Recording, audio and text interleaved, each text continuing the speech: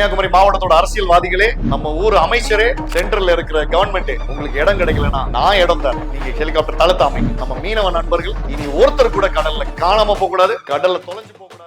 10 நாளைக்கு முன்னாடி கன்னியாகுமரி மாவட்டத்தோட கொட்டில்பாடு கிராமத்துல ஒரு மீனவ நண்பன் கடலுக்கு மீன் பிடிக்க போறப்ப கடல்ல தவறி விழுந்து காணாம போயிட்டார். அந்த வீடை நான் விசிட் பண்ணேன். அந்த வீட்டுல இருந்த சோகம் என் மனசை ரொம்ப ஆழமா பாதிச்சு. அவங்களுக்கு ஒரு க்ளோஷர் கிடைக்குமா அப்படின்னு கேட்டா அந்த பாடி கிடைக்காதனால கண்டிப்பா க்ளோஷர் கிடைக்காது. க்ளோஷர் மட்டும்தான் கிடைக்காது அப்படின்னு பார்த்தா இந்த கடல்ல விழுந்து இறந்து போற மீனவர்களுக்கு வெல்ஃபேர் போர்ட்ல இருந்து ஏறக்குறைய 7 லட்சம் ரூபாய் காம்பன்சேஷன் கொடுப்பாங்க. இந்த காம்பன்சேஷன் கூட இந்த மாதிரி பாடி கிடைக்கலன்னா கொடுக்க மாட்டாங்க. இந்த காம்பன்சேஷன் கிடைக்கிறதுக்கு அவங்க 7 வருஷம் மிஸ்ஸிங் பர்சனா இருக்கணும். அதுக்கப்புறம் தான் இந்த காம்பன்சேஷன் கிடைக்க சான்ஸ் இருக்கு. இந்த மாதிரி கஷ்டப்படுற ஃபேமிலிஸையும் இந்த மாதிரி ஃபியூச்சர்ல பல உயிர்களை காப்பாத்துறதுக்கும் என்னால என்ன பண்ண முடியும் அப்படின்னு நான் ரிசர்ச் பண்றப்ப எனக்கு கிடைச்ச விஷயம் தான் நம்ம அரசியல்வாதிகள் ஒவ்வொரு தேர்தலையும் கொடுக்குற அந்த வாக்குறுதி ஹெலிகாப்டர் தளம். நம்ம கன்னியாகுமரி மாவட்டத்துல இருந்து 10 வருஷம் ஒரு சென்ட்ரல் மினிஸ்டர் இருந்திருக்காரு, பல ஸ்டேட் மினிஸ்டர்ஸ் இருந்திருக்காங்க, பல எம்எல்ஏஸ் பல வருஷங்களா இருந்திருக்காங்க.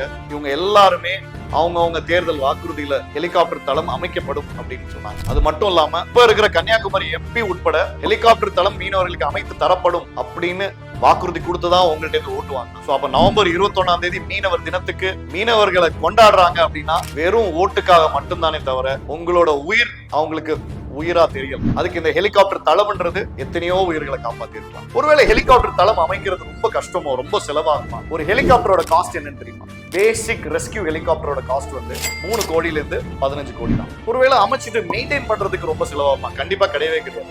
ஒரு ஹெலிகாப்டர் பைலட்டுக்கும் அங்க இருக்கிற ஃபியூவலுக்கும் எல்லாம் சேர்த்து பாத்தீங்கன்னா ஒரு மாசத்துக்கே 2 ல இருந்து 3 லட்சம் ரூபாய் தான். அவ்வளவு காசு இல்லாமலாம் நம்ம கவர்மெண்ட் இருக்கு. ஒரு நாளைக்கு டாஸ்மாக்ல இருந்து 100 கோடி வருமானம் வர்றப்ப இதெல்லாம் ஒரு துச்சமா ஒரு சின்ன காசு.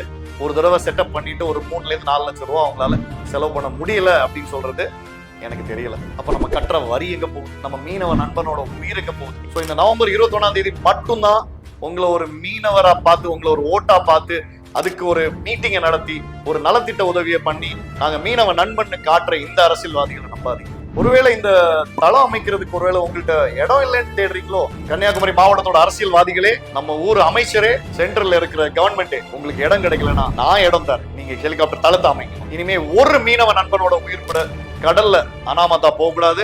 அவங்களை காப்பாத்துறதுக்குள்ள ஆப்பர்ச்சுனிட்டியை கிரியேட் பண்ணி கொடுக்கறதுக்கு இந்த ஹெலிகாப்டர் தளம் யூஸ் ஆகும் நான் நினைக்கிறேன்.